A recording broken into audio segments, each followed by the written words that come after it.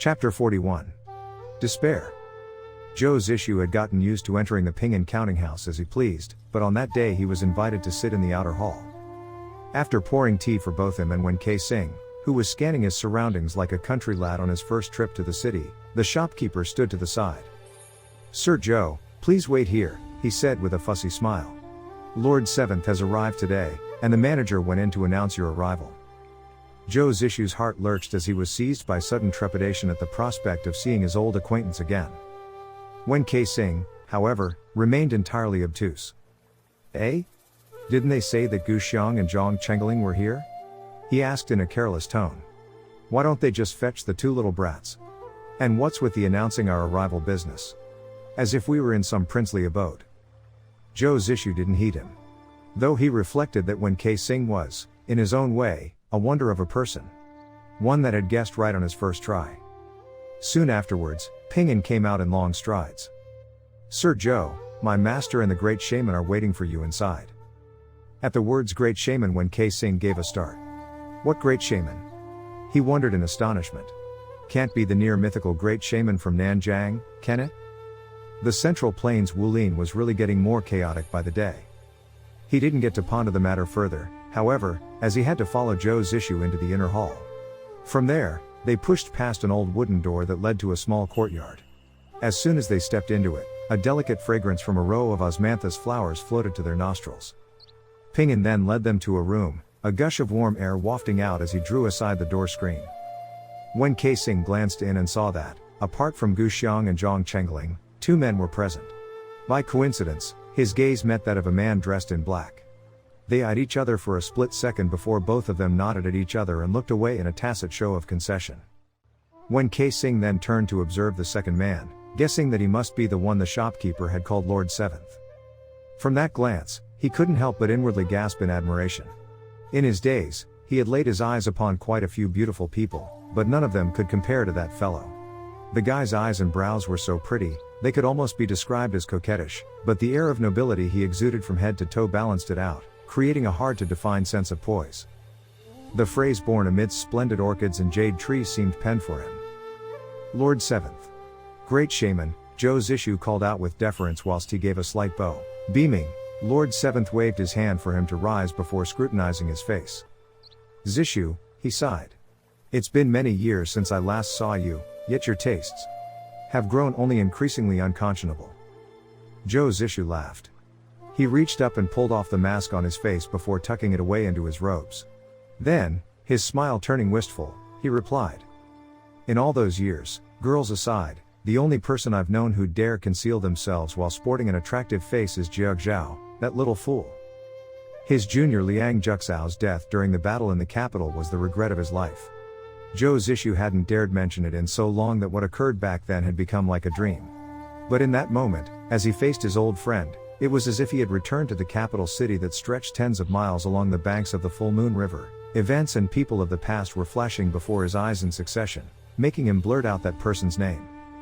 Though now that he said it, it didn't seem that big of a deal.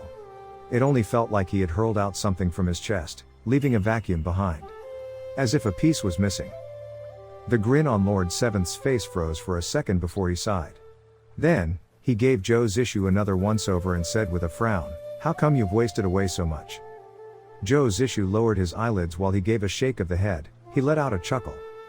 "It's a long story," he replied. "Let's just say that I'm getting old." As a lover of the male form, Wen Kai-sing had been admiring of Lord Seventh at first, thinking that the guy was quite something.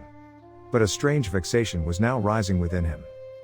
Indeed, he considered how he himself had to coax and pester Zhou Zishu for so freaking long before he got to see his actual face, and how it may not even have happened if not for Yu Fang and co badgering them, whereas the just arrived man in front of him only had to utter the one sentences for Zhou Zishu to drop his mask out of his own accord. And the guy even knew his real name. As Ping'an invited them to seats and served them tea, Wen Kai-sing felt his righteous indignation in the face of injustice brew. "Has everything in the capital been well?"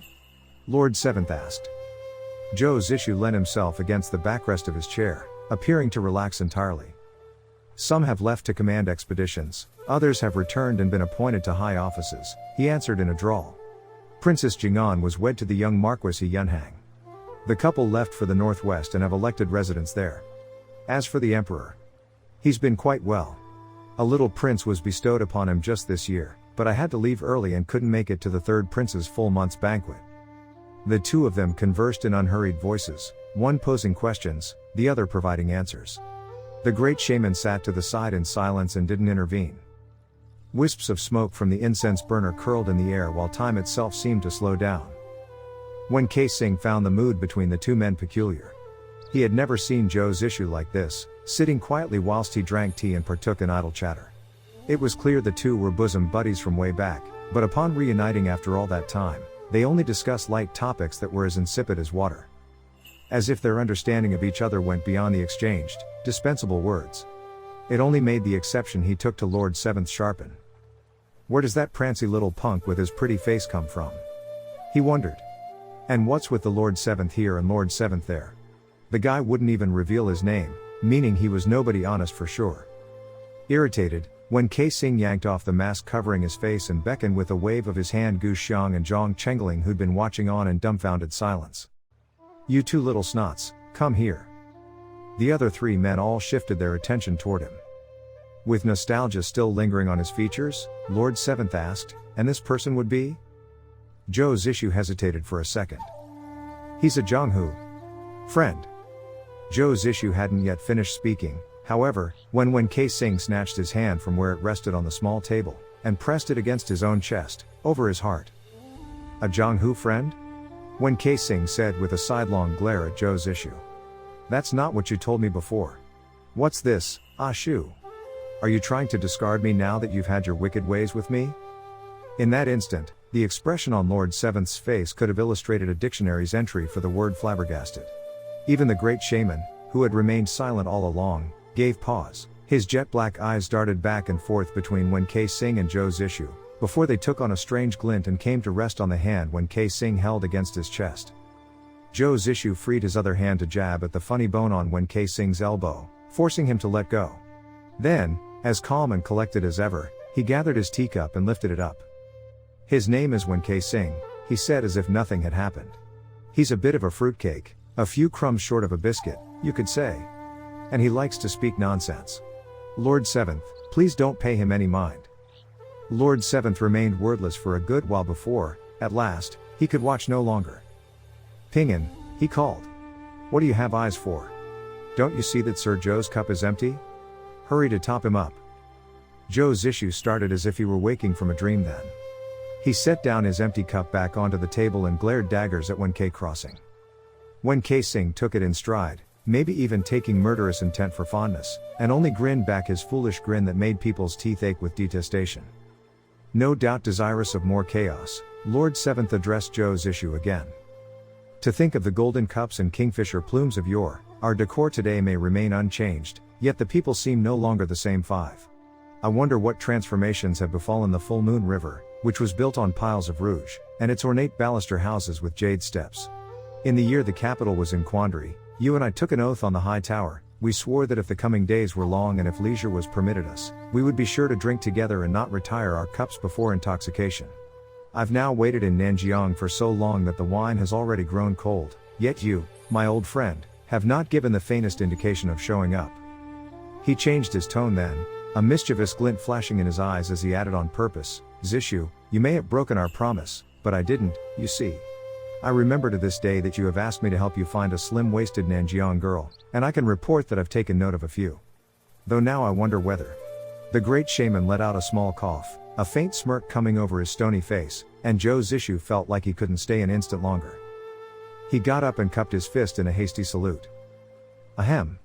Now that I'm thinking of it, Lord Seventh has arrived in Dongting only today, he said in a panicked voice. He must be exhausted from his journey and we shan't disturb him further. Actually, we aren't at all tired, Lord Seventh said. What? Wen Singh shouted almost at the same time. Ah Shu, did you really say such a thing? The room descended into silence. People stared at each other in the face until Gu Xiang, who was made of sterner stuff, patted the utterly distracted Zhang Chengling on the shoulder. Looks like it's how many during the night are the pining size, while in springtime they sleep like dead pigs past sunrise over here, she commented. Little Chengling, I think it'll have to be the two of us if we want to save Brother Cow. Those guys are clearly too busy getting jealous with each other and we can't count on them. Lord Seventh chuckled at that. Little girl, you needn't worry, he said. You told us that the Brother Cow of yours was from Quinfeng's sword, so the strange people who were after you won't dare be too rough on him. To the contrary, if you rush over without sufficient preparations, you'll only cause more trouble for him by cementing his guilt. Zishu, you've been here for a mere instant and you already want to go? Stay a while longer, will you? In their wisdom, people from the olden days often lament having no one with whom to share their memories of inlaid harps and golden youth. Our meeting today is a rare reunion, and we have yet to reminisce for a cupful about past affairs. How can you be in such a hurry to leave? To Wen K. Sing, that Lord Seventh was growing into an outright eyesore. The way he rambled on and on while ripping off literary references left and right, to fudge them together in ways that were neither here nor there, wasn't trustworthy. Or proper. At all. The saying was quite right, eloquence leads to duplicity, merit is found in simplicity, and people who talked so much rubbish were obnoxious indeed. They could be beauties or even exceptional beauties, and it still wouldn't do. Right. We won't disturb your rest further, he hurried to say while grabbing Zhou Zishu's arm. We still have some affairs to attend. The great shaman made an unexpected intervention then. The man in black shook his head smilingly as he put down the ghost stone with which he had been fiddling. Lord Zhou, he said while getting up. I've noticed that your complexion isn't healthy, and your countenance also seems labored. Could I check your pulse? Zhou Zishu gave a start as Wen K. Sing's grip tightened on his arm. The mischievous smile vanished from Lord Seventh's face. What's the matter? He asked with a frown. I will need to have a closer look before I can say with any accuracy, the great shaman replied.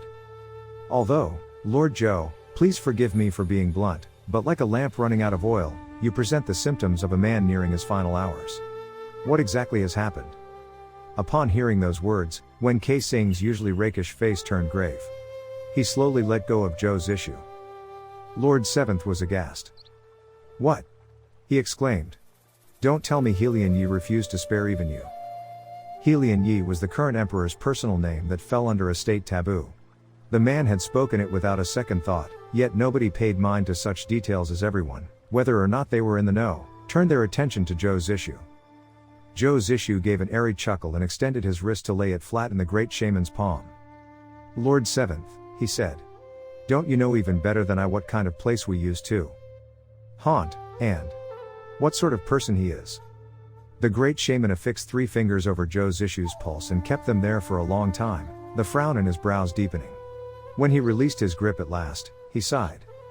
I've heard that Skylight, he began, has a punishment called the nails of the 7 apertures and 3 autumns. You're correct. You have inserted a nail every 3 months so that they would grow into your flesh and wither your meridians progressively.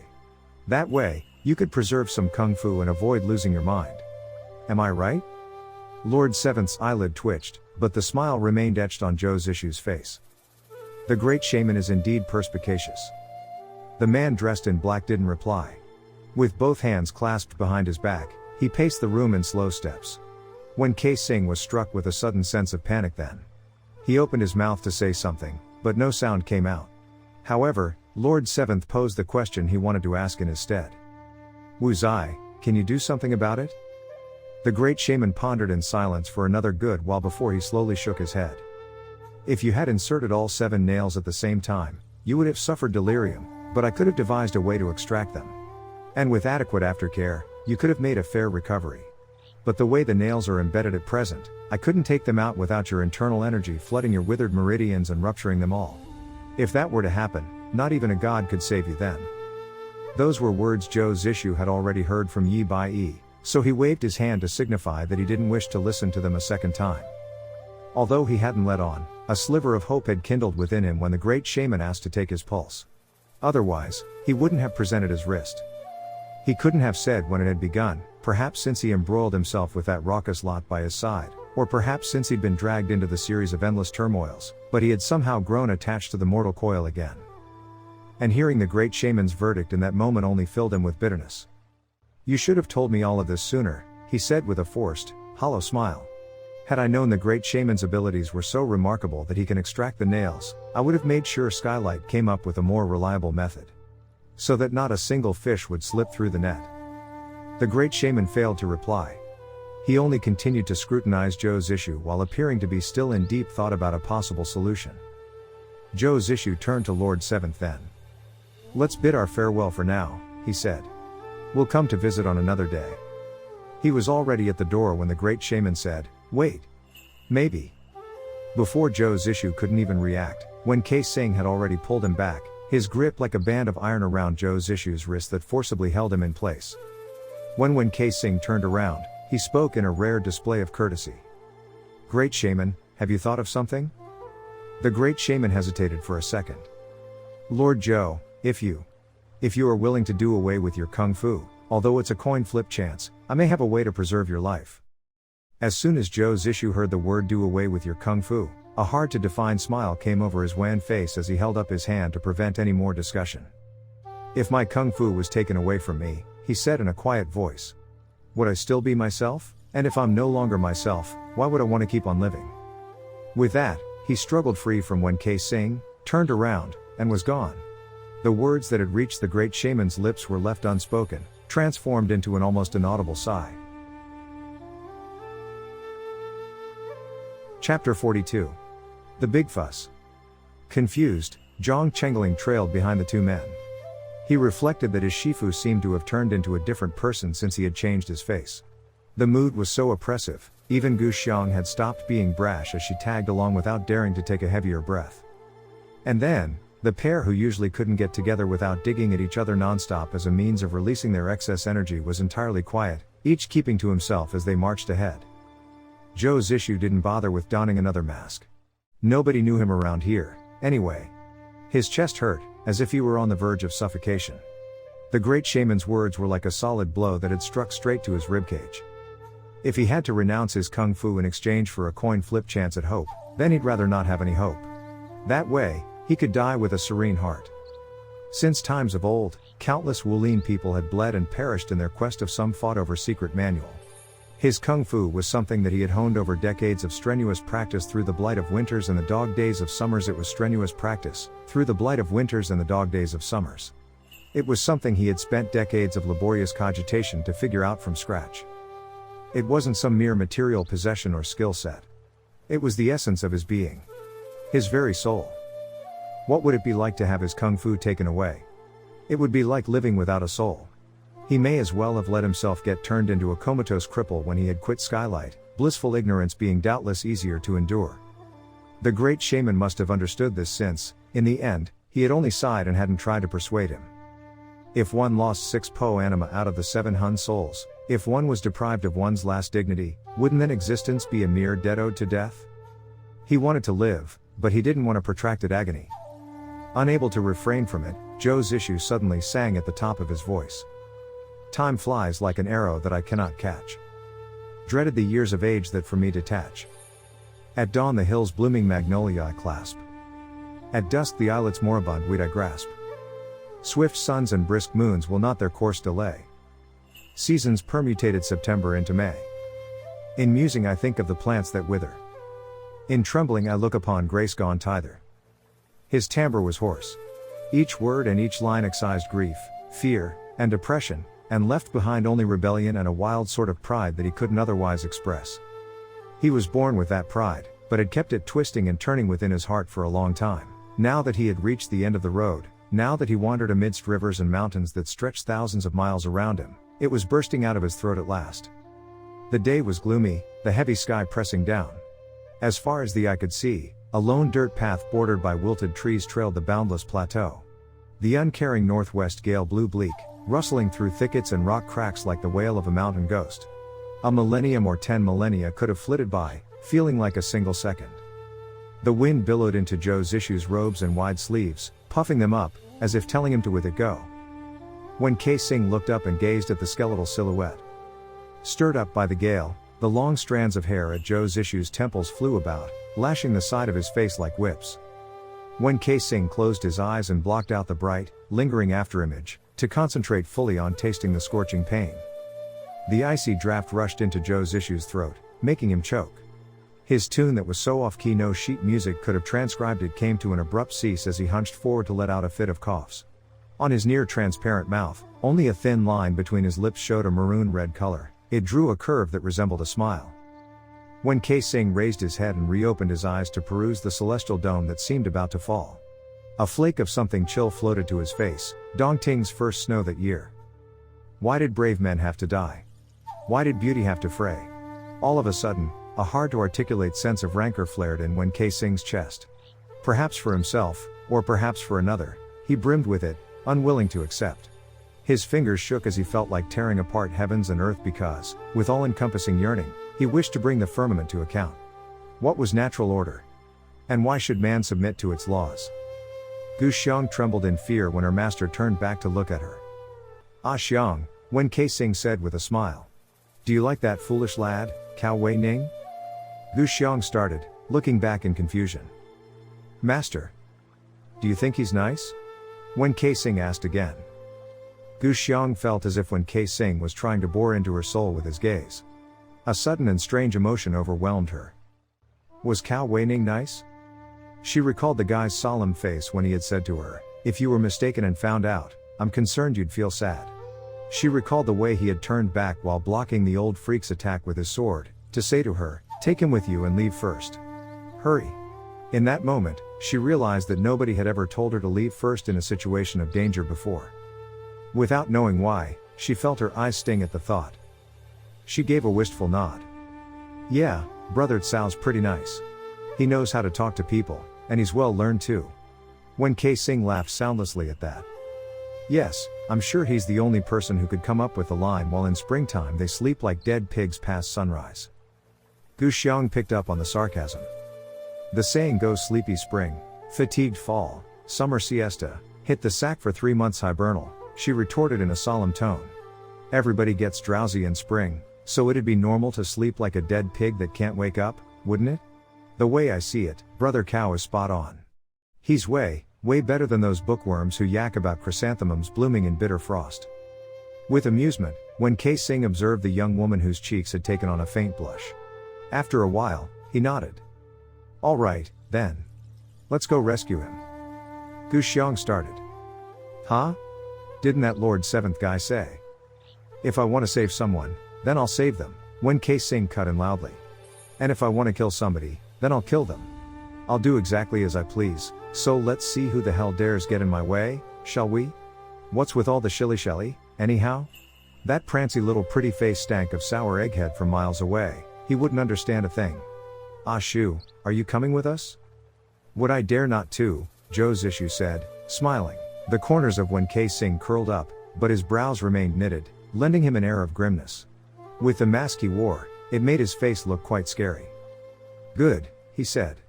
Ah Xiang, you go save whoever it is that you want to save. I'm with you, ready to stir up a big fuss. Cao Wei Ning cut a sorry figure. With his grimy, tattered clothes sticking to him and one eye swollen to the point he couldn't open it, he looked like a mudskipper fresh from rolling around in the muck. His hands were bound behind his back, and his sword had left his side. He staggered and stumbled along the way as people shoved and pulled at him, while every so often Feng Xiaofeng's dulcet voice thundered by his ear in not so tender expletives. Despite all that, he felt oddly at peace. He reflected that he really was quite useless. His school's ancestral motto was live by the sword, die with the sword, to uphold righteousness and eradicate evil, yet he had not only managed to get his weapon snapped, people were apparently also taking him for an accomplice of heretic wrongdoers. But then, it wasn't that big of a deal. He had never thought himself some hotshot who should command Wu Lin's respect and make it shake just from a stomp of his foot, anyway. As long as his conscience was clear and he had no regrets, it was good enough. Out of the things he had witnessed with his own eyes, he had only seen Brother Zhou accomplish charitable acts, and Gu Xiang, a petite and delicate girl, protect the Zhang boy with all she had. Whereas so-called Zhanghu legends from the orthodox path had done nothing but drive them to further desperation. What was orthodoxy? And what counted as heresy?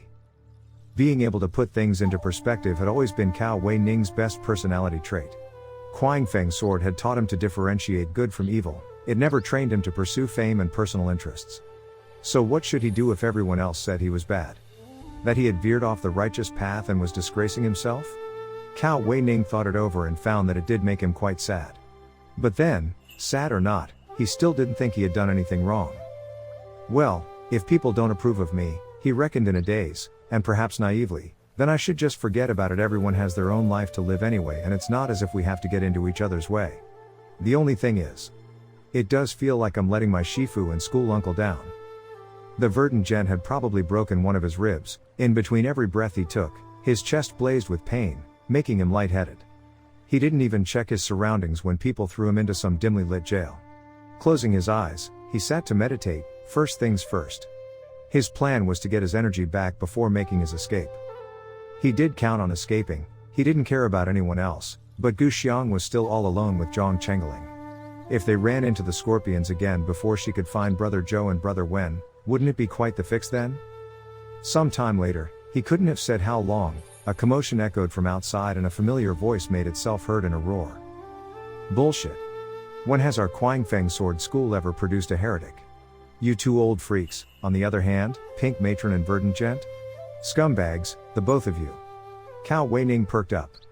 The locked door to the small room he occupied burst open and a bunch of people walked in. Cao Weining held his breath to squint at them and confirmed that the one person who'd been bellowing their outrage to the high heavens was none other than his school uncle, Mo Waikong. Damn, he thought, my uncle's gonna blow a gasket. Mo Waikong had already blown a gasket, his top, and several stacks.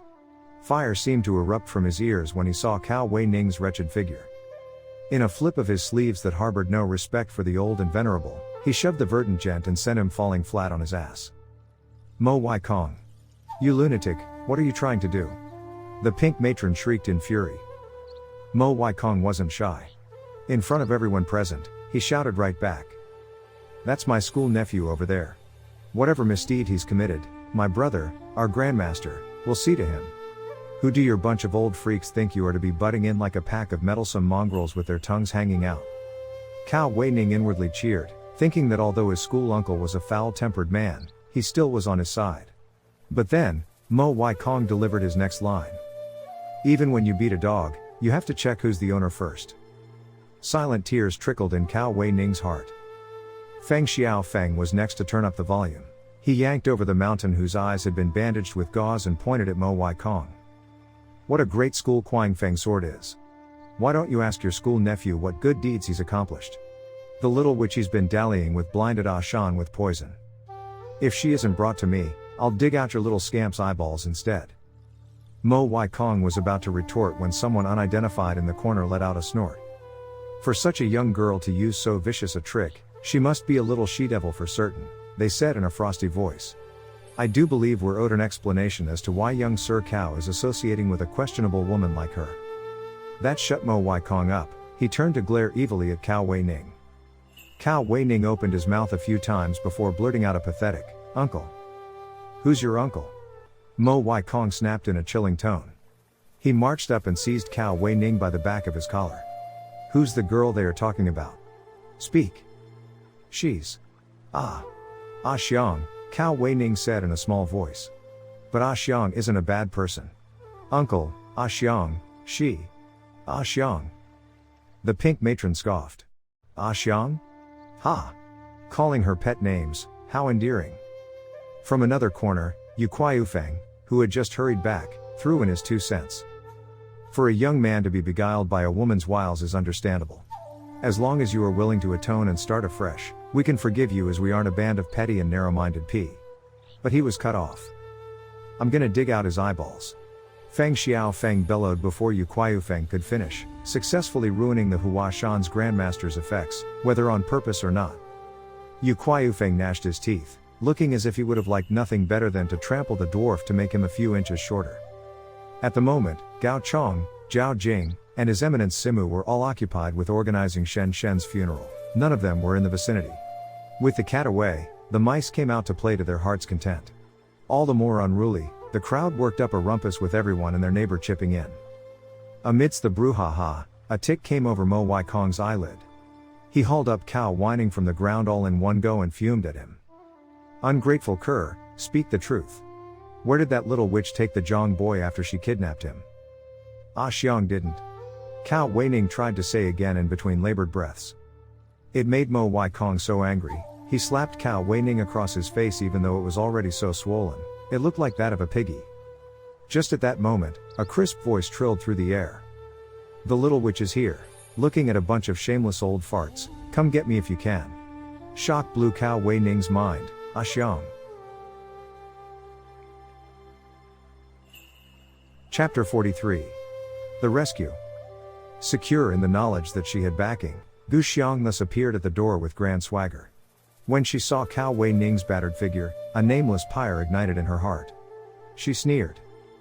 And here I thought you people from so-called orthodox schools only ganged up on people when you can't beat them on your own. Turns out, it's an actual habit. Zhang Chengling, get out here and tell them where exactly I've kidnapped you to.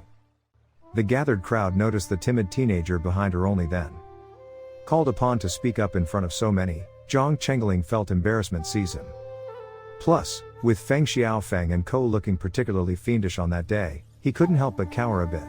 With small, demure steps that befitted a young bride, he shuffled closer to Gu Xiang and mumbled in a near murmur.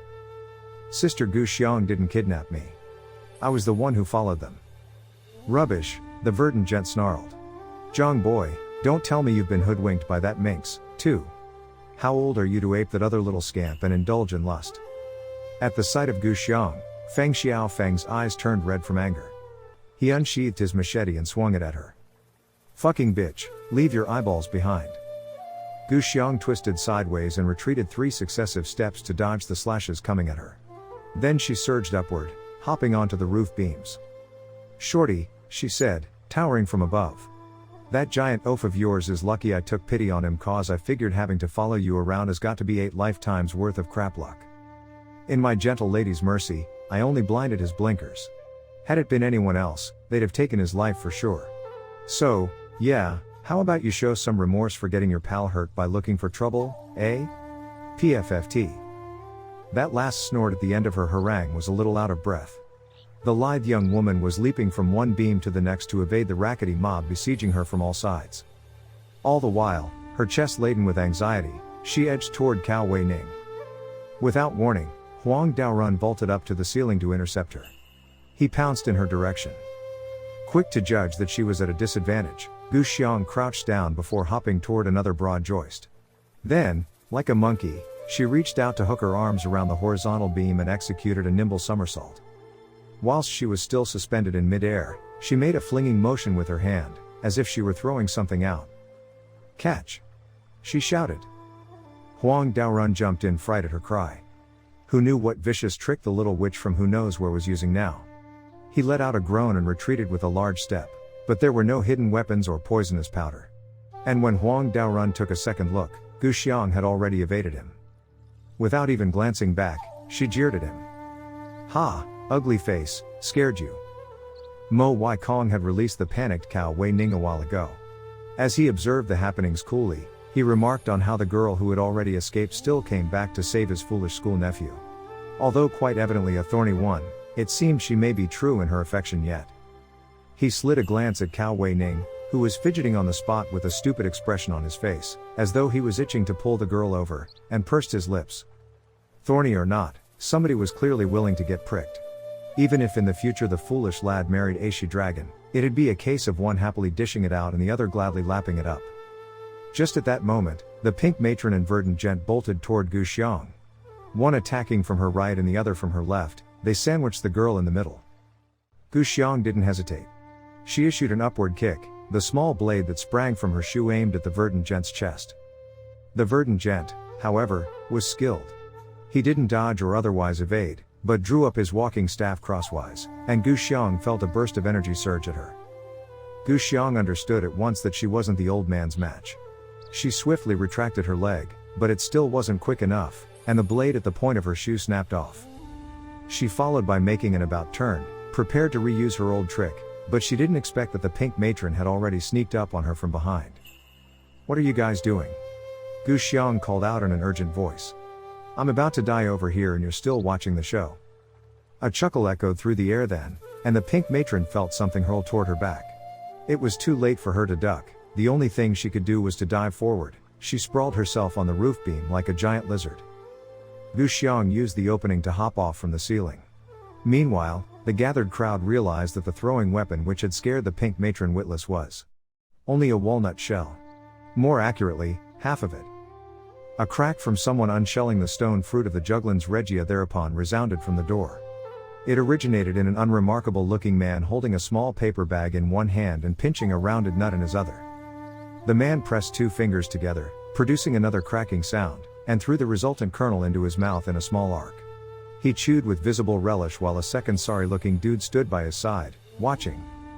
The two of them looked like they could have been brothers birthed by the same mother, both afflicted as they were with the same sallow complexion and puffy eyes and brows. The walnut cracker politely addressed his companion. "Are you sure you don't want to try one?" he asked while holding out his bag of nuts. The second dude canted backwards as if avoiding the plague and grimaced in disgust. "Get that thing away from me." The walnut cracker laughed. "Ha! The vaunted. Is afraid of eating walnuts? Idiot, the stuff's good for you. It's a supplement for the brain, makes you smarter." The second dude marched up to clasp Zhang Chengling by the shoulder, muttering. "You can feed brain supplements to a pig all you want, it'd still be pig-brained." Yu Qiufeng scowled and growled. "Now, who are you two?" The second dude merely shoved Zhang Chengling. "I don't like the look of that guy. Go beat him up for me," he whispered into the boy's ear. Zhang Chengling's mouth gaped open, he stared back at the guy. I. You, what? They're bullying your sister Gu Xiang, and you're going to stand by, doing nothing? Are you a man or not?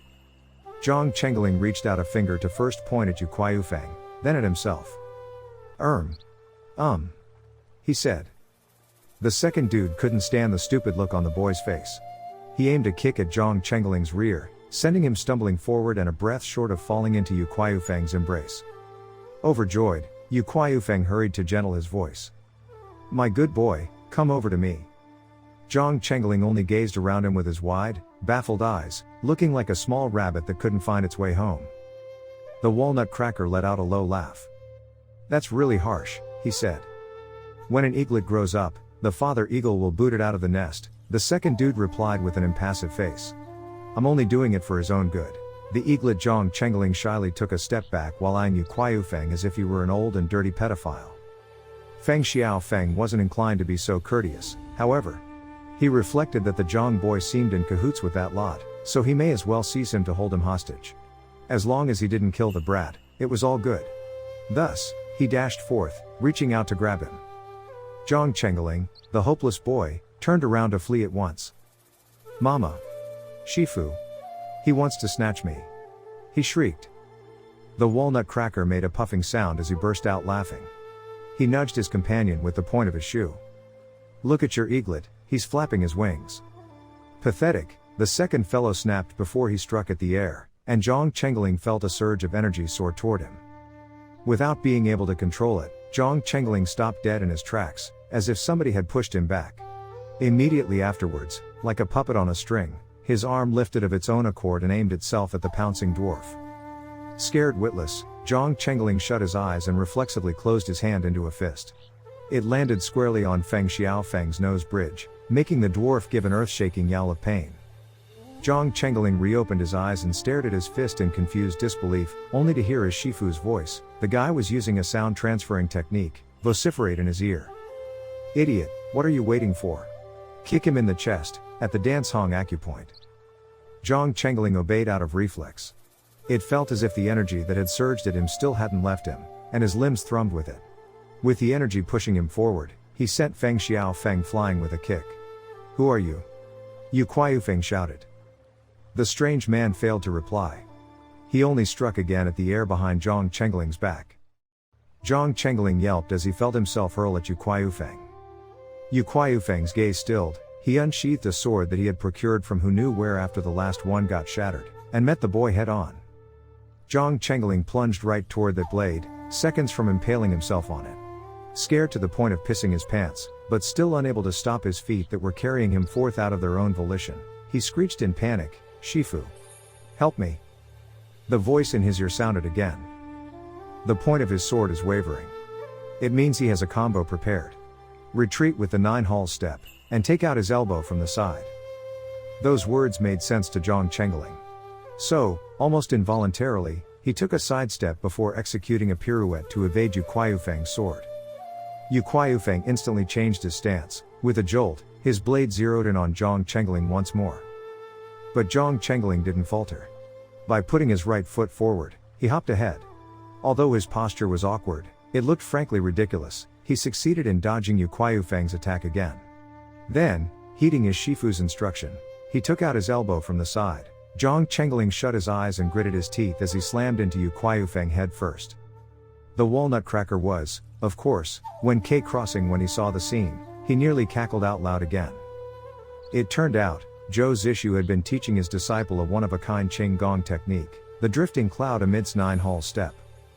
The technique was so named because the person using it was to move like a drifting cloud and float like willow catkins. Well executed, it made one resemble an immortal taking flight, full of elegance and grace. When Kei Sing was witnessing for the first time someone turn drift like the cloud into dance like a bear. Even so, Zhou Zishu at his side relaxed his brows. Although the kid's bearing was beyond clumsy, he had got the entire sequence right without misstepping once. It proved to him that his disciple had been conscientious in reciting the rhymes he had taught him, and had practiced the steps on his own no less than tens of thousands of times. Else, he wouldn't have been able to execute them while being keyed up with panic. Yu Kuaiyufeng had already been seriously injured when he got into the fight with Wen Kei Sing on that other day. Getting hit by Zhang Chengling's headbutt full on made him drop his newly acquired sword on the spot. "Don't let them escape!" he bellowed in a fit of towering rage. At his yelp, the crowd swarmed toward Zhang Chengling at once. The situation wasn't one Zhang Chengling could handle on his own. Wen Kei Sing stuffed his half-emptied bag of walnuts into Zhou Zishu's hand. "Hold this for me," he said. "Daddy's gotta discipline a bunch of unruly kids." With that, he rushed into the fray, his laughter echoing in the air. Zhou Zishu had always found walnuts disgusting. Their smell was disgusting and their shape was likewise disgusting, the small rounded horrors resembling many miniature brains. He pinched the paper bag between two fingers and held it at an arm's length with a revolted grimace on his face. All the while, he used the sound transferring technique to give Zhang Chengling instructions as he watched the spectacle from the sideline. With the commotion on Wen Kei Sing's side creating a distraction, Gu Xiang took the chance to sneak up to Cao Weining. After kicking away some guy who tried to stop her, she met Mo Weikong's eyes and glared at him. "Whoever you are," she thought, "if you dare get in my way, I'll send you packing." She had yet to get close, however, when Mo Weikong let out a loud arg, while hunching forward. Then, with pain seemingly etched on his every feature, he pointed at the baffled Gu Xiang and gasped. "Oh. This little witch is too strong. I'm not her match." With that, all by himself, he flopped down onto the floor with a thud, shut his eyes, and stopped moving. Gu Xiang and Cao Weining glanced at each in stupefaction, none of them getting it. They remained frozen on the spot for so long that Mo Weikong cracked an eye open to scold them in a low voice. "Are you stupid? What are you waiting for? Run!" Gu Xiang unsheathed her dagger and slashed through the ropes binding Cao Weining. "Uncle, thank you so much," Cao Weining whispered as he jumped to his feet. "Old man," Gu Xiang added hastily, "we'll never forget the great favor you did us. When I get around to it, I'll make sure to erect a memorial plaque in your name.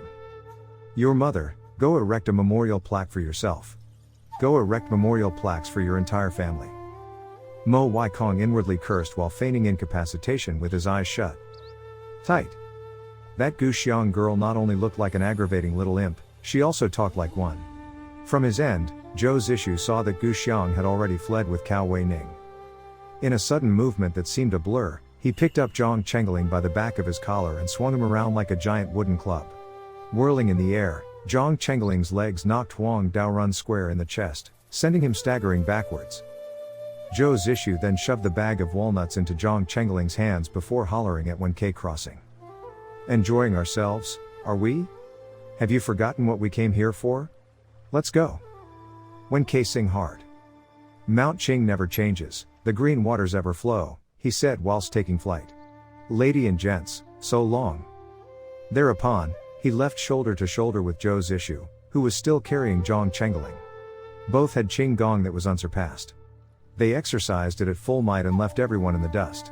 In a blink, they were gone without a trace. The three of them made it to quite a distance before they came to a halt. Zhou Zishu dropped Zhang Chengling, pulled off his mask, and straightened his clothes. When he looked down, he saw that Zhang Chengling was staring at him with shiny eyes, his expression evocative of a pet waiting for a reward. Joe's issues hand stilled.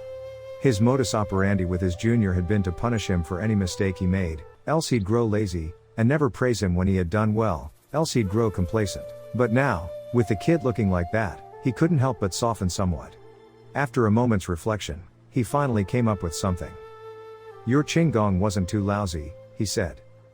It was as if flowers were blooming on Zhang Chengling's face, but before he could enjoy the feeling for a full second, Joe's issue's face fell again. "What are you getting pleased with yourself for? Look at you, cowering in fear and crying for your mommy at the tiniest sign of danger. Such a disgrace." Thus, Zhang Chengling resumed hanging his head in dejection. But then he felt a warm hand coming to rest on the back of his head. "Don't listen to him," Wen Keising said in a smiling voice. "That thin skin of your Shifu's is about as delicate as a sheet of paper. And with his extra layer off, he gets bashful all the more easily." Wen Keising hadn't finished speaking, however, when Zhou Zishu turned to him with a fake smile plastered on. "Old Wen, what was that?" Wen Keising changed his tune in a jiffy. "I said that you're a rock of a man who remains calm in any situation, unshakable by even thunder," he supplied readily. "And that you're not thin-skinned at all. Actually, you're completely shameless, so shameless, you wouldn't know what shame is even if it bit you in the ass." Out of the blue, Zhou Zishu then reached out to cradle Wen Keising's face in his palm. Wen Keising started. But Zhou Zishu said nothing. He only leant in close, until he was a breath away, and bored into Wen Keising's eyes with his unblinking, piercing gaze. Zhang Chengling swiveled his head back and forth between the two, not understanding at all what they were doing. A good 5 minutes passed thusly before Zhou Zishu, with a faint smile floating on his lips, released Wen Kei crossing. "Red." Finally, Zhou Zishu said with a chuckle as he flicked once at Wen Keising's earlobe. Wen Keising took a sudden step forward, and staggered. Zhou Zishu burst out laughing. But then, his laughter came to an abrupt halt shortly afterwards. Zhang Chengling and Wen Keising followed his gaze to a man wearing white who stood not far away, observing them with an impassive face. Chapter 44. Shu's Hong. As soon as he spotted Yi Bai, Wen Keising's face fell. When he saw Yi Bai peer at Zhou Zishu's face unblinkingly, it hit the floor. Zhou Zishu, however, was rather surprised. "Mr. Yi," he greeted while cupping his fist from afar. Yi Bai stared at him for a while longer before he spoke. "Is that you? Well, don't you look decently human after all? Why cake yourself up into that ghastly sight all the time? The old wisdom goes be proud of your action, and stand by your name, and the heavens and your parents gave that face to you. Have you never heard of the phrase being honest as the day is long?"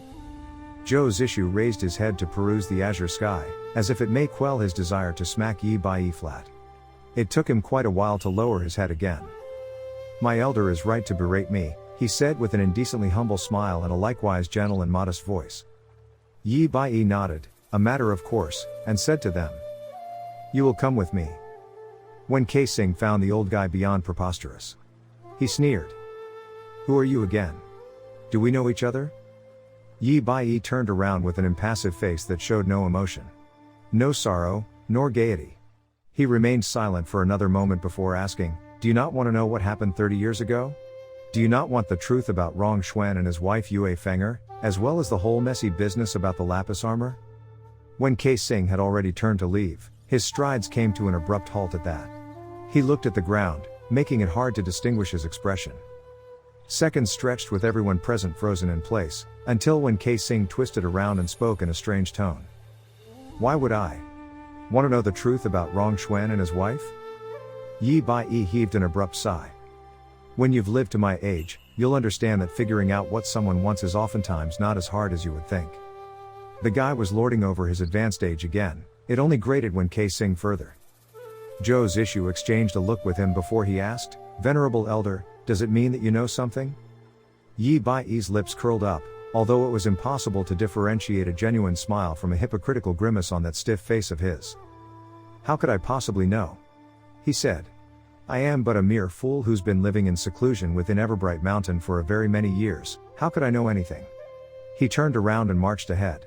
"But it's my understanding," he went on with his back to them, "that there is a person who should have information about what happened back then."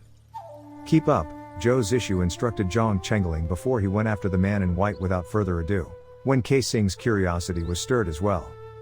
And who may that all-resourceful person be, pray tell? Yi Bai didn't deign to glance back as a few succinct words floated from his mouth. Long Kei, from the Marionette's Manor. Zhou's issue's brows knitted at that. I have heard of such a Marionette's Manor in Shuzhong, he couldn't refrain from saying. But its location is concealed deep in the mountains. Long Kei, the lord of the manor, is moreover proficient in all sorts of mechanisms as well as cosmic calculation for, and the place is said to move around. Back then, I sent men to map the region on several expeditions. Each time, upon their return, the cartographer would swear to me that their revision was exact, but when my scouts went back, the manor would have vanished. That's because you're garbage, Yi Bai replied. As the saying went, a dog's mouth won't spit out ivory.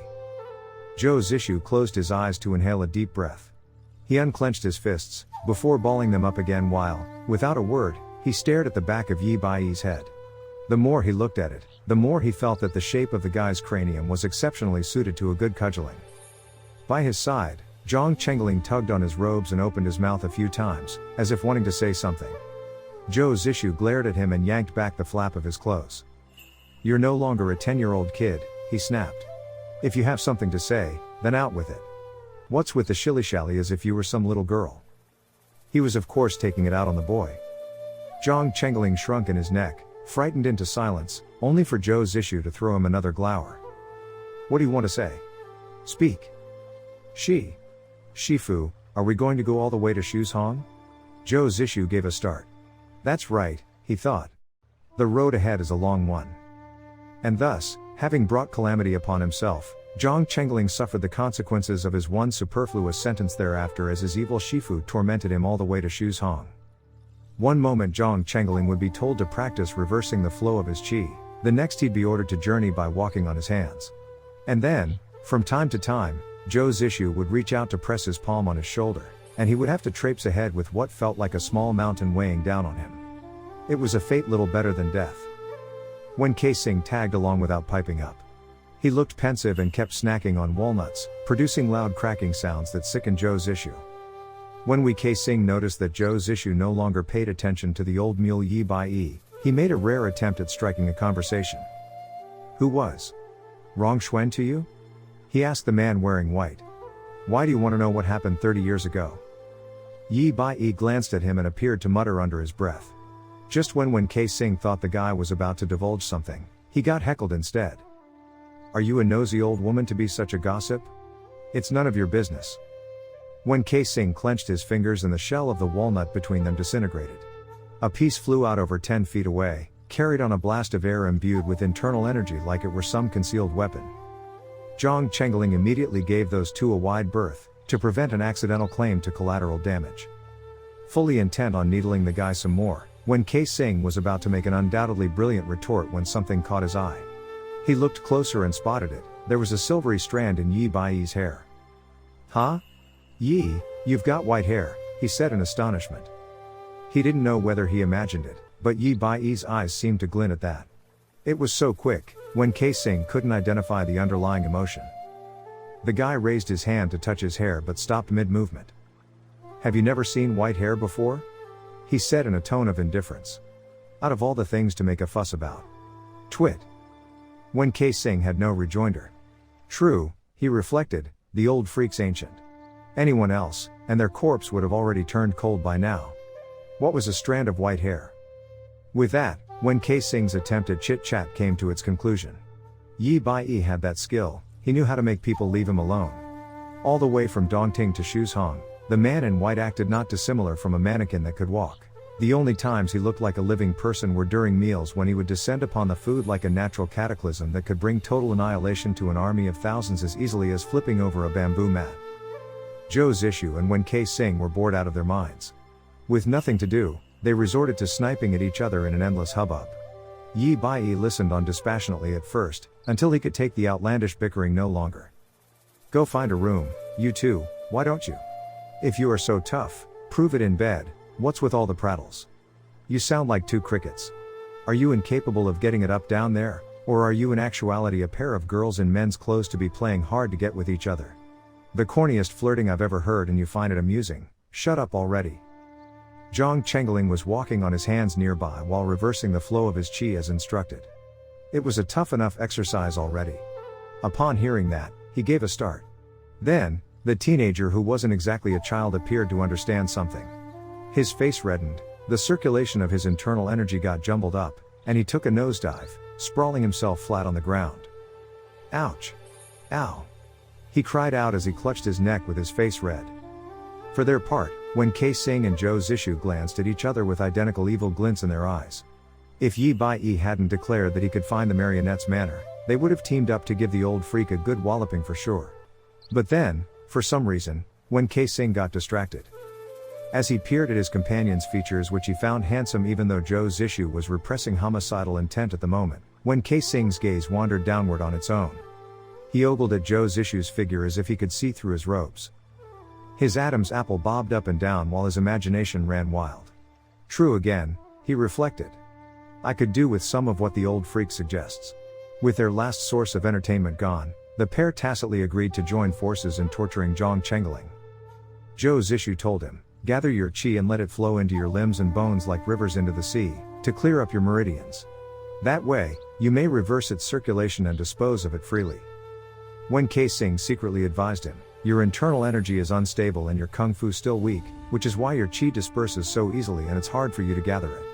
You should let nature take its course and concentrate on feeling the flow of energy in your body instead. That way, you'll make steady progress step by step. Both sounded reasonable, and Zhang Chengling didn't know whose instruction he should follow. Overwhelmed, he would gather his qi one moment, only to let it disperse the next minute, let it flow naturally, then reverse its circulation.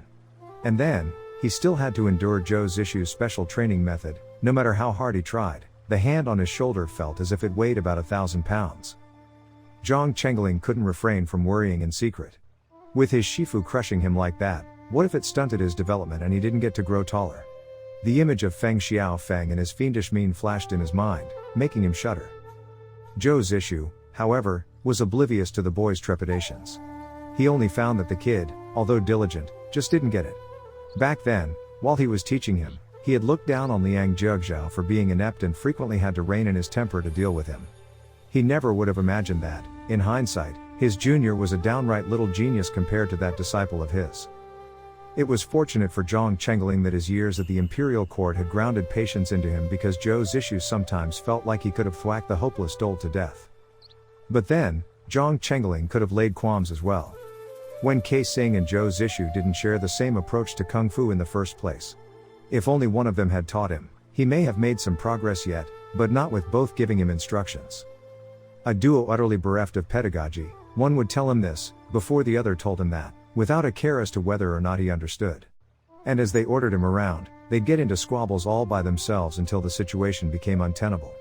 With the atmosphere charged with truculence, they'd storm off to have a go at it, the ultimate outcome being the both of them coming back with their faces flushed red. Yi Bai would then comment that it was only a pretense, that the two were using comparing notes as an excuse to go off and to do the nasty. Zhang Chengling was left with his imagination as to what that could mean, as embarrassed as he was uncomprehending. Days went by, and Zhang Chengling felt that not only had he failed to improve, but his kung fu actually seemed to get worse. His shifu's hand on his shoulder was getting heavier and heavier, to the point he couldn't breathe. The way Zhang Chengling was practicing kung fu under the Wen Kai-sing and Zhou Zishu's dual torture was in fact extremely dangerous. Had it not been for Zhou Zishu helping him regulate his qi without his knowledge via the hand he kept affixed on him, Zhang Chengling would have incurred negative consequences a long time ago. The three of them journeyed briskly. They left raucous Dongting behind and arrived in Shuzhong in no time. But Zhang Chengling was also drained. He could not walk a step further. Gritting his teeth, he made it 3 miles more when he felt palpitations at his temple. He gasped for air while his heart thundered like it wanted to leap out of his chest. Every step took an effort that exhausted all of his strength. He stopped. Zhou Zishu's stern voice echoed in his ear. What's this? Are you already giving up? Keep going. Wen Kai-sing glanced at them from nearby and arched his brow. Finding the boy pitiable, he cut in. Hey, Ah Shu. You, shut up. Zhou Zishu's face remained inhumanly stern as he ordered further, Brat, I told you to keep going. Zhang Chengling's vision blurred and darkened around the edges. He wanted to speak, but couldn't. If he opened his mouth and his chi leaked out, Zhou Zishu's hand that was skeletal only in looks was sure to bury him into the ground like a carrot. Shuzhong was a mountainous region, its topography rising hither and yon. A sudden sense of despair engulfed Zhang Chengling. This journey will never end. The trembling in his legs turned into quakes and he raised his head with effort to look at his Shifu. The man's expression was an icy mask, as uncaring as that of a stone effigy. He didn't glance back once. Breathe and guide your chi through the Ren and Du meridians, like a river that flows into the sea and leaves no trace behind. Let your inner chi coalesce as agile as a water snake, unending, unbroken, and circulating freely. In that instant, as Zhang Chengling faced Shuzhong's mountain ranges and was forced into desperate straits, a thought fleeted through his mind in a sudden epiphany. Coalesced but shapeless, dispersed but unending. Suddenly, his chest brimmed with energy. With his vision a blur, he sensed the transformations in his body all the more acutely. The chi that was stored in his limbs and bones had always been there, he simply wasn't gathering it in the right way. Now that he got it, a gush of incredible strength surged within him. It jolted him and shook off Zhou Zishu's hand on the spot. The last thing Zhang Chengling saw was Zhou Zishu's expression of amazement. Then, everything went dark, and he collapsed. Chapter 45. Wishes. Frowning, Zhou Zishu peered at his hand that had been shaken off by Zhang Chengling. Yi Bai turned around. Good job, you've tortured him to death at last. Are you satisfied now? Out of the three, only Wen Kai-sing seemed to have some conscience left. He stooped to lift Zhang Chengling up and affixed his hand to his back. Huh? He uttered with surprise after a while, as he poured a thin stream of chi into the boy's body. The kid's meridians are wider than that of a normal person. Could it be that he actually is a born prodigy? Yes, he is, Zhou Zishu said. I found out when I helped him regulate his circulation after Mystic Melody's assassination attempt. He took Zhang Chengling from Wen Kai-sing's arms then. The teenager was deathly pale and his brows were tightly knit. The hems of his trousers hung above his ankles, his clothes appearing to be ill-fitted, as if in a short half-month he had grown taller again. Within the Zhang household, Zhang Chengling was Sir Zhang's only son. He shouldn't have been that mediocre after all those years. Zhou Zishu had discovered on the day he had helped him heal his internal injuries that the foundations of his Nigong were in fact solid. He simply didn't know how to use it. To draw a comparison, he was like a small child who wielded a sharp blade but lacked the strength to even truss a chicken. Yi Bai's curiosity was likewise piqued. He reached out to have a feel around Zhang Chengling's body. It's quite amazing that such a person should exist on Earth, utterly stupid, yet born with an exceptional physique, he commented. What did the heavens intend, I wonder? To bless or to curse him? He glanced at Zhou Zishu and added, it's harder for him to find his way because his meridians are broad and clear, yet he fails to realize it. You can torture him some more, it won't kill him in the immediate future, anyway. Zhang Chengling, fortunately, had only passed out. Because of the boy's state, the three decided to find a place to stay the night before heading into the mountains. Past midnight, the nails woke Zhou Zishu as usual. He curled into a ball with his fingers pressed against his chest, though he didn't try to suppress the agony with his Nigong. He simply lay in bed with his eyes open, his unblinking gaze directed at the moonlight filtering through the window. Motionless, he looked in a daze as he concentrated on feeling the nails planted within his body. The pain the nails supplied had changed. They no longer merely felt like small knives incising his flesh. That agony had lessened somewhat, or perhaps he had grown accustomed to it, but a new sensation of oppression in the area of his chest was taking over. It made breathing difficult and had been worsening in the past few days. Zhou Zishu knew it was a warning sign. Nearly half of his allocated 3 years had already gone by. It seemed so long ago now, but he had once thought that the 3 extra years bestowed upon him were a blessing.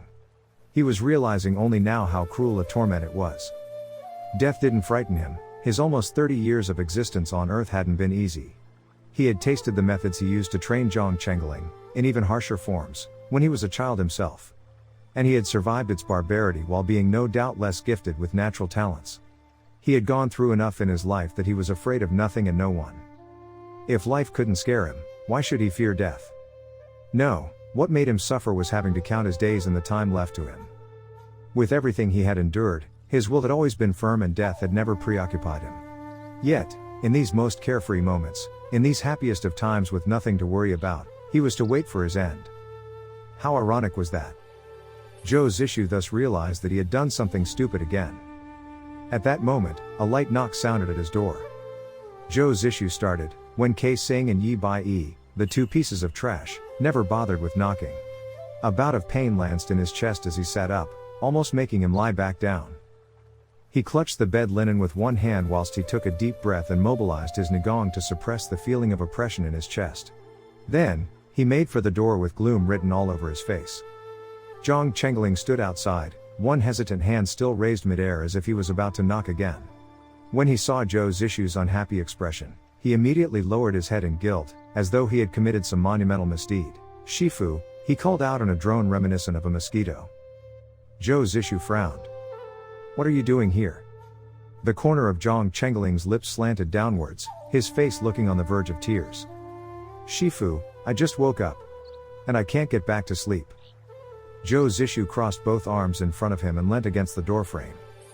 "So? You thought you'd come ask me to sing you a lullaby?" he asked with a frosty smile. Zhang Chengling's head hung lower, so low Zhou Zishu reckoned that his neck may snap. It was already the deep of winter and the temperature had become quite chill. The nails made Zhou Zishu sensitive to the cold and a draft sent a shudder down his spine. He grabbed his wine jug and gulped down a mouthful, still surveying Zhang Chengling. "Well, what is it? Come on, spit it out." "Shifu," Zhang Chengling said in a small voice. "I dreamed about my father and family again. It's been so long now, but I still haven't forgotten about it. Is it because I'm so useless?" Zhou Zishu gave a start and failed to reply. Zhang Chengling thought that his Shifu was ignoring him, so he sneaked him a glance while regretting having come over at all. But then, Zhou Zishu took a step to the side and gave him a slight nod, signaling that he could enter. Feeling as if he had been granted a pardon for a great misdeed, Zhang Chengling hurried to waddle in. Zhou Zishu lit up a lamp, and since there was no water in his room, he grabbed a cup and poured into it from his wine jug until it was half full. Then, he thrust the cup to the boy. Zhang Chengling didn't realize that the liquor was strong and gulped down everything in one go. It felt like fire blazing down his throat, straight to his stomach. His face reddened at once while all ability to speak was robbed from him. At the stupid expression on the boy's face, Zhou Zishu's stern face twitched. Then, unable to control it, he looked away as he cracked up laughing. It was the first time Zhang Chengling had ever seen his strict teacher smile at him. Stunned, he stared at the man. When he had met Zhou Zishu near his home in the sunny south, Zhang Chengling had just been orphaned, with nobody to rely on besides this man who would let loose torrents of words with everyone else, but would act taciturn whenever he was around. He had latched onto him like a drowning person clutching at a last riverside straw, knowing that his Shifu was helping him.